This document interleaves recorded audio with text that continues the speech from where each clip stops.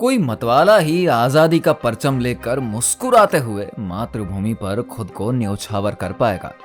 ऐसा जज्बा शहीद आजम भगत सिंह में था, जिन्होंने अपनी छोटी सी उम्र में ही देश की आजादी का सपना देखा और उसी के लिए अपने प्राणों का बलिदान दे दिया। भगत सिंह का नाम भारतीय इतिहास में स्वाधीनता के संघर्ष की एक महत्वपूर्ण धारा के रूप में अंकित है। उनकी जीवन यात्रा और योगदान ने उन्हें भारतीय युवाओं के बीच एक इंस्पिरेशन बना दिया है।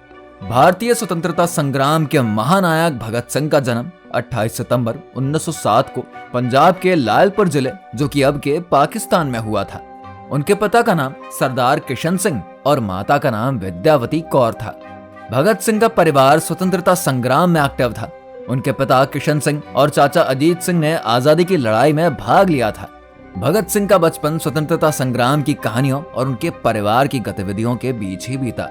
उन्होंने भारतीय राजनीति और लोगों पर अंग्रेजी हुकूमत के हो रहे जुल्मों को बचपन से ही देखा और उसको महसूस किया। इसलिए भगत का मन भी देश सेवा की ओर झुक गया। भगत सिंह ने अपनी प्रारंभिक शिक्षा गांव के स्कूल से ही पूरी करी थी। इसके बाद उन्होंने लाहौर के नेशनल कॉलेज में दाखिला लिया। पढ़ाई के दौरान ही भगत सिंह महात्मा गांधी और दूसरे फ्रीडम फाइटर्स की विचारधारा से काफी ज्यादा प्रभावित हुए। 14 वर्ष की आयु से ही पंजाब की क्रांतिकारी संगठनों में काम करने लगे थे।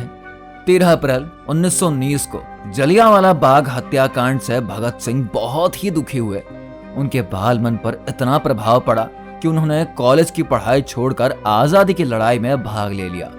साल 1920 में गांधी जी के अहिंसा आंदोलन में भगत सिंह ने हिस्सा लिया, लेकिन साल 1921 में चौरा चौरा हत्याकांड के बाद गांधी जी द्वारा देश के किसानों का साथ नहीं दिए जाने पर भगत सिंह टूट गए, जिसके बाद से भगत सिंह ने क्रांतिकारी रास्ता अपनाने का फैसला कर लिया और चंद्रशेखर आजाद के नेतृत्व में गठित हुए गदर दल से जुड़ गए। चंद्रशेखर आजाद के साथ मिलकर भगत सिंह ने अंग्रेजों के खिलाफ आजादी का आंदोलन शुरू किया। 9 अगस्त 1925 को खजाने से भरी ट्रेन जो कि शाहजहांपुर से लखनऊ जा रही थी, काकोरी स्टेशन पर वो लूट ली गई। इस घटना को भगत सिंह, राम प्रसाद बिस्मिल, चंद्रशेखर आजाद और प्रमुख क्रांतिकारियों ने साथ मिलकर अंजाम दिया था। उनका मानना था कि भारत का खजाना विदेश नहीं जाना चाहिए। साल 1928 में मैथ्यू सैमन कमीशन के विरोध में भारत के लोग आंदोलन कर रहे थे।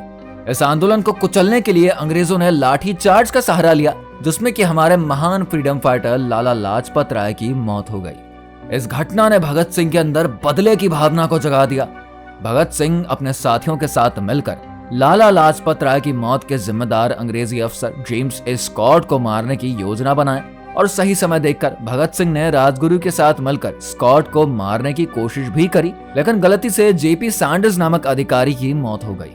इसके बाद भगत सिंह ने भारत में हो रहे अत्याचार और आजादी के लिए ब्रिटिश हुकूमत के कान खोलने के लिए अपने साथियों के साथ मिलकर 8 अप्रैल 1929 को दिल्ली की सेंट्रल असेंबली सभागार में बम विस्फोट किया। यह विस्फोट किसी को मारने के लिए या नुकसान पहुंचाने के लिए नहीं था, बल्कि अपनी बातों को अंग्रेजी सरकार तक पहुंचाने के लिए किया गया था। जिसके बाद भगत सिंह और उनके साथियों ने आजादी मांगने वाले पर्चे फेंके और खुद को सरेंडर कर दिया। कोर्ट में भगत सिंह और उनके साथियों पर कई आरोप लगे और अंत में उन्हें फांसी की सजा सुनाई गई। जेल में भगत सिंह करीब 2 सालों तक रहे और जेल से भी आजादी के लिए लोगों को आर्टिकल और पत्र लिखकर जागरूक करते रहे। उस दौरान उनके लिखे गए लेख और परिवार को लिखे गए पत्र आज भी उनके विचारों को दिखाते हैं। जेल में भी भगत सिंह और उनके साथियों ने 64 दिनों तक भूख हड़ताल करी थी, जिसमें कि उनके एक साथी यतेंद्र नाथ दास ने अपने प्राण त्याग दिए थे। और अंत में आखिर वो दिन आ गया जब भारत की आजादी का सबसे बड़ा दीवाना अपने 2 साथियों के साथ आजादी की हवन में आहुति डालने निकल पड़ा। 23 मार्च 1931 को शाम करीब 7:33 पर भगत सिंह, सुखदेव और राजगुरु को पाकिस्तान स्थित लाहौर सेंट्रल जेल में फांसी दे दी गई। भगत सिंह की फांसी के बाद भारत में आजादी के लिए लोगों में नया जुनून आ गया। जिस उम्र में हम और आप अपने जीवन के नए अध्याय लिखना शुरू करते हैं, उस 23 साल की उम्र में भगत सिंह ने इतिहास के पन्नों पर अपनी अमर कथा लिख दी। भगत सिंह का जीवन बहुत ही इंस्पायरिंग स्टोरी है। उनकी बहादुरी, समर्पण और बलिदान ने उन्हें भारतीय इतिहास में महानायक बना दिया। उन्होंने दिखा दिया कि स्वतंत्रता और समानता की लड़ाई के लिए बलिदान कितना जरूरी होता है। अगर आप भी शहीद आजम भगत सिंह के जीवन से इंस्पायर हुए हैं तो कमेंट करके हमें जरूर बताइए। अगर वीडियो पसंद आई है तो वीडियो को लाइक और शेयर करके चैनल को सब्सक्राइब करना मत भूलिएगा।